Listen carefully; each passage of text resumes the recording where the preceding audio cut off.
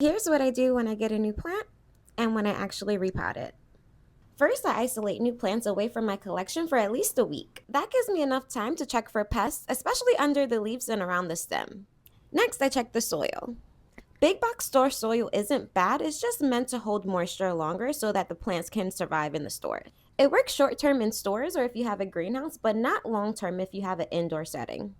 I've had this Scindapsus Exotica for over a week now, so it's had time to acclimate. Once it has acclimated, it's time to repot.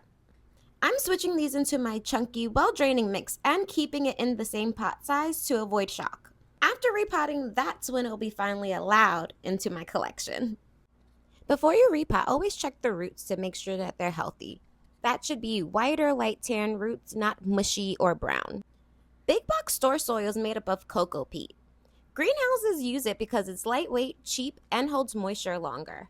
This works if your environment will dry this out quick, but in here it would stay wet with no airflow, leading to root rot. When I repot, I prefer to pat off the soil instead of digging through it. Disturbing roots too aggressively can stress the plant and slow its growth. I'm going to repot this into my chunky mix, which is Fox Farm ocean soil, perlite, and cocoa bark.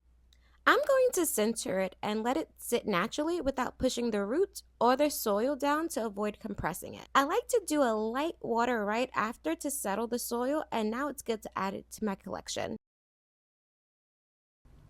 Follow for more plant tips. Bye.